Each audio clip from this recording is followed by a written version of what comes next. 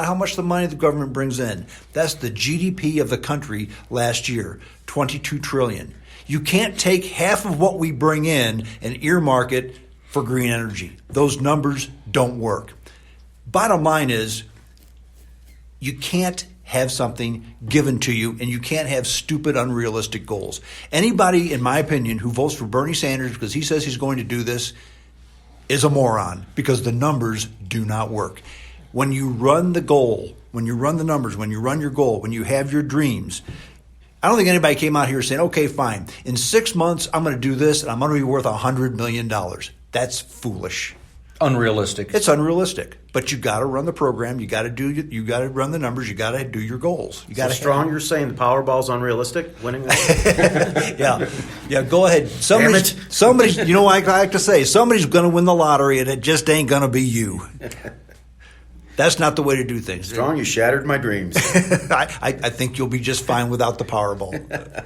So, Don the Legend, I've known you, 40 some odd years. And you've traveled the world. You've been all over in multiple countries on exotic vacations. But when you did that, you were just a regular working Joe, right? I still am. Yeah, absolutely. It was just, had opportunity. I seized the opportunity. And, at the end of the day, it's, we've been talking about dreams. And, it just, that was a dream. I want to see the world. It's big. It's really big. Get out there and see it if you haven't. And I'm just blessed that myself and everyone sitting here at this table has those opportunities because we believe in life, liberty, and the pursuit of happiness. And we pursue it. We go hard. But couldn't you have done that just by sitting at home and watching it on TV? No, I don't think so. Well, what's the difference? It's, you know what? We were talking about quotes earlier. You mentioned quotes. You were talking about quotes. I heard one this morning. I mean, in the, the tragic loss of Kobe Bryant yesterday, rest his soul. He was a, great athlete and inspiration to many. But the quote was something like they asked him about talent, and his quote was, "Play like you have none." And that's incredible. It does. And does that just apply to basketball? Play basketball like you have no talent? No, that applies to life. Everything you do in life, outwork everybody. Play harder. Play like you have no talent, and your talent will shine. That is a true. And even though you don't have a culinary background, and I'm never going to be in the NBA either. but that's the recipe for success. That's the way you get to where you want to be. Ozzie Smith was always the last St. Louis Cardinal infielder to be off the infield because he practiced. Practice. If you're going to be an expert at something, you got to have those 10,000 hours of practice. You got to have it. Then you can call yourself an expert. But not until then. You have to try hard. If that doesn't work, you try harder. If you fail, you get up and you try again. And that doesn't mean that you're always going to accomplish every goal you set out to try to do. You're not. You're going to fail sometimes. But the only ones you're not going to get are the ones you never go for. Right. I can guarantee you that. Oh yeah, that's true. If you're not going to win. You can't win if you don't play. Exactly. There you go. I think is that every lottery or just the Missouri State? That's probably all of them. But you got to put forth the effort. And don't get me wrong. I mean, I've been accused by many of being a pompous ass and say, well, Strong, that's easier for you because you can do this and this, this and that, and I just can't. Well, maybe you can and maybe you can't. Maybe you don't have the wherewithal to accomplish A, B, C, and D. But you know what? Maybe you have the wherewithal to accomplish A, B, and C.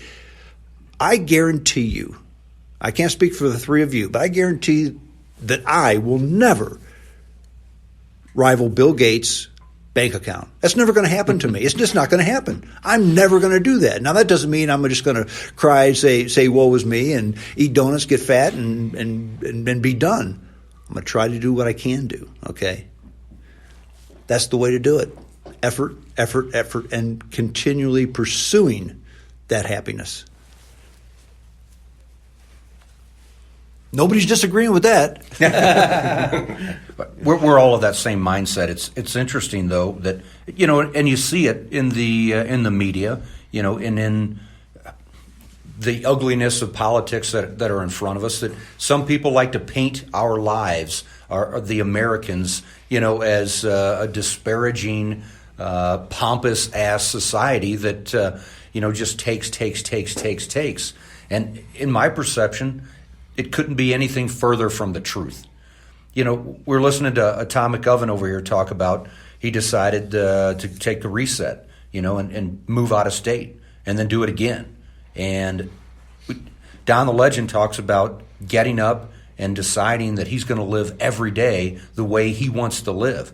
And Strong, you continue to give people ideas and enthusiasm to fulfill their dreams, to get outside of that comfort zone. Getting outside of that comfort zone, it makes people uneasy. It makes people It makes me uneasy. Sure it does. But that's where the juice is found. That's where the excitement is found. That's where you live. That's what makes me me. And everyone's different.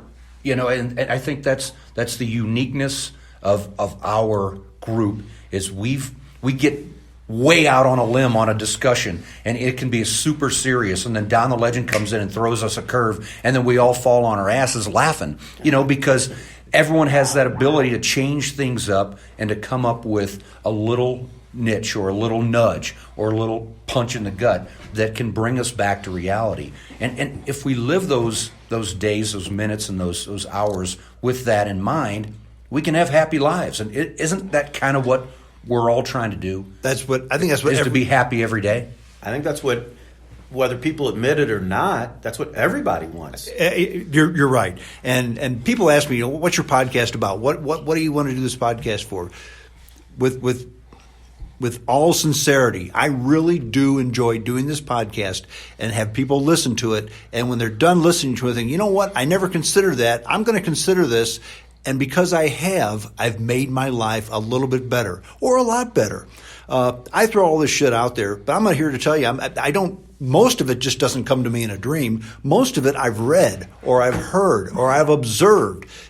Most of the stuff that I talk about. This isn't new shit that I invented. This is stuff that I've picked up from people, as you said, Mad Dog, from people in my inner circle who are talented, who have good ideas, and I've listened to it. And when you hang around with good people, you receive good counsel. And if you take that counsel, you can do a lot with it. The four of us started out very modestly in very common run-of-the-mill jobs. And we've all gone something above that. But I think if we all look at what we did, what we started out doing when we were 18, 19, 20 years old, and look at what we do now, the base of what we used to do, it's still there. A lot of what we used to do is still there. Now, the vehicle is different. The job itself is different, but I worked in a machine shop a lot of years ago. Now I sell stuff that's made in a machine shop, and I can speak from an experience, from experience, because I can talk about this because I've made this. Okay, and all of our jobs are very similar to that. We speak from a position of knowledge because we've been there. Don the Legend's a natural salesman. Yes, he is. He was. We met at a poker game. And we did when we were 14 years old, and we had an instant contact. And he worked in the airline business for how long? 18 years. Actually, I got my start dumping toilets on an airplane. You talk about humble beginnings. Yeah. You dump a toilet on an airplane. That's pretty humble beginnings. But I remember that and you worked on the ramp, but you elevated yourself to you were the union foreman. Right? As president of the union. Now, how did you go from dumping toilets to being the president of the union? Just just doing the right thing, working hard, treating people the way they need to be treated, and then working hard again. Yeah. That's about it. And on a side note, I don't dump toilets on an airplane anymore. But you do dump in them. Yes, from time to time. But if things got tough. Are you too good to go back to dumping toilets on an airplane? If you had to? I personally am. You guys aren't. What I'm getting at, if you stumbled and fell and had to take a step or two back, you'd do it. My if you pride had, would not get in the way. No, you'd have to, because you would know that after a certain period of time, you'd be back to where you are. Well, it's because we're survivors. Everybody Right, here in this right. room is a survivor. I mean, I've been in between jobs through my life, down to the last penny in my pocket. And we've talked about this from the beginning of this conversation, that you make a plan, you work your plan, and good things happen. And you don't waste that talent. Use every ounce of talent you have and go for it. And there's few more than just one penny in my pocket anymore. Yeah, yes, there is. And I still remember. I'll tell your story, Mad Dog. I remember once upon a time, you had 2 kids. You had absolutely no money, and you really had no idea where you were going to buy your next meal from when you went to bed that night. You woke up the next morning, you had no money, none. You were out, O-U-T, out. You woke up the next morning, it had snowed a whole bunch. You went out and shoveled a bunch of driveways and bought groceries. That's a true story. It is. To this day, I still keep a big margarine tub on my dresser, because at the end of the month, that's where I pulled the change out of to buy gasoline to go to work. Mm-hmm. That margarine tub's still there to remind me of where I've been. I suspect that the two of you have similar stories. Absolutely. Yeah. Earlier in our trip, Atomic Oven was talking about I think you were working as a wrench in a shop somewhere. No, at American Radiator. Yeah, American Radiator down in Pagedale. And what were you getting paid per hour? $3.25. $3.25. Wow. $3.25 an hour. And now that You was were with balling. How much of that money did you take to buy stock options? had my tools with it mostly, but on that point, and that was with graduating from North County Tech with 2,000 hours trade industrial. So I was technically classified as a journeyman when I walked out that door at 17 years old, and I was making $3.25 an hour fixing radiators. And the next job I went up to when I left there was $3.35 an hour, working as a fleet mechanic for Evergreen Lawns. I have said this for a long time, and I've told my son this.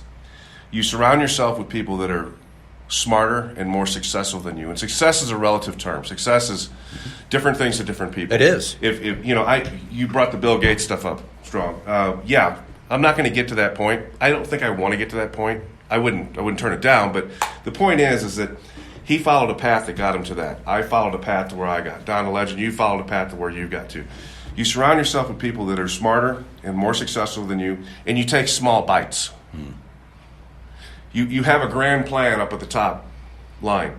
You're not going to get to that grand plan by doing 3 things. You're going to get to that grand plan by doing 3,000 things. Exactly. So you take small bites. And as you take small bites, then you can say, oh, maybe I can take a little bit bigger bite. And then a little bit bigger bite. But you don't bite off more than you can chew. Exactly. And that, to me, that's how I've been able to be as happy as I am today.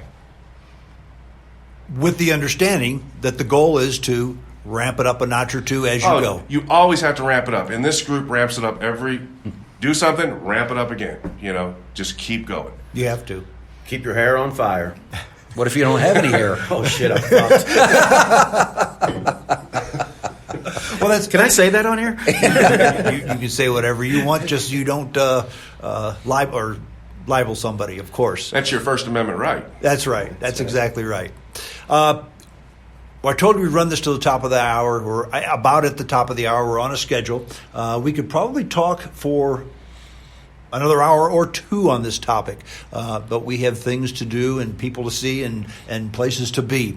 So we're going to go and wrap this up. Again, this was recorded on a Monday morning. I will probably not upload the podcast and get it to the email folks until probably Tuesday evening or afternoon.